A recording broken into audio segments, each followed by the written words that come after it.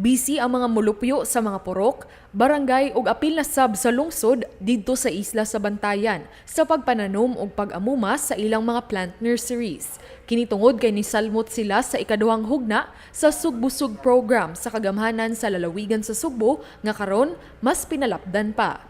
Human siya nalingaw sa mga nurseries didto sa isla sa Camotes kaniadtong Valentine's weekend.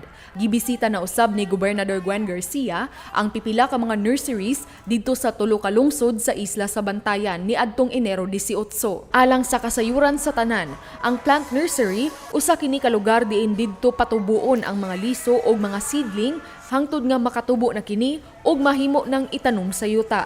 Dinhi sa lalawigan sa Sugbo, migasto gayud ang Kapitolyo og salapi nga gipanghatag sa matag barangay aron ilang gamiton sa pagpatukod og mga nursery.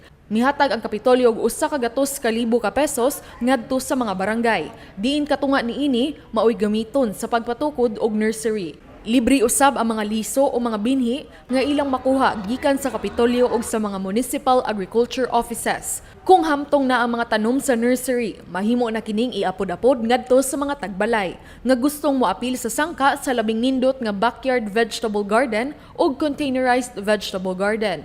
Dito sa Barangay Tugas, lungsod sa Madridejos, bisan pa man og limitado ang luna nga gigamit sa ilang nursery.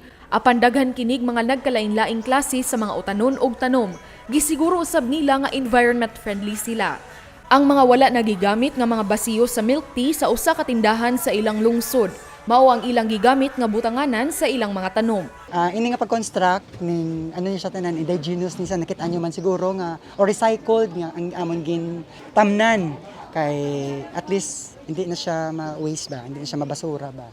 Tapos siguro inyo na tour nga kagamay lang sang amon nga lugar pero gin-maximize gid namon kay para at least damo ang ma-produce namon nga ano ganit tawag nga seedlings nga ipanghatag katong household namon.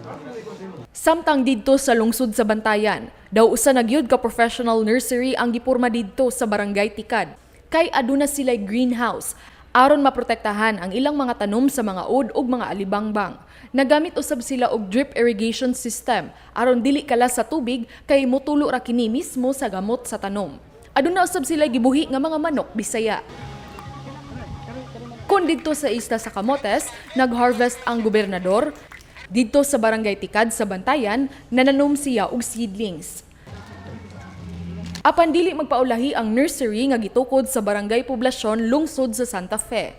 Dili lang mga utanon, spices o yerbas ang anaa sa ilang nursery kay nagbuhi usab sila og tilapia sulod sa ilang water tank.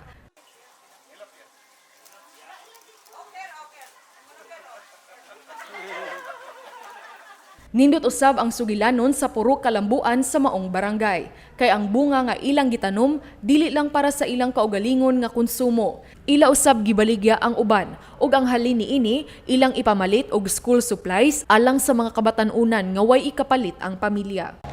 Sa labing unang higayon sa kasaysayan sa lalawigan sa Sugbo, nagkahiusa ang tanang mga purok, barangay, lungsod ug dakbayan, ug sa umaabot ang tanang pampublikong tunghaan sa pagpananom ug pag-amuma og ilahang garden. Dili kini mahitabo kung dili sa pang-inganyo ni Gobernador Gwen Garcia nga mao'y nakapa-inspire kanila nga mananom ug dako kini og gikatabang sa food security dinhi sa lalawigan sa Sugbo. Gikan dinhi sa isla sa Bantayan, Paula Mendoza, Balita sa Sugbo.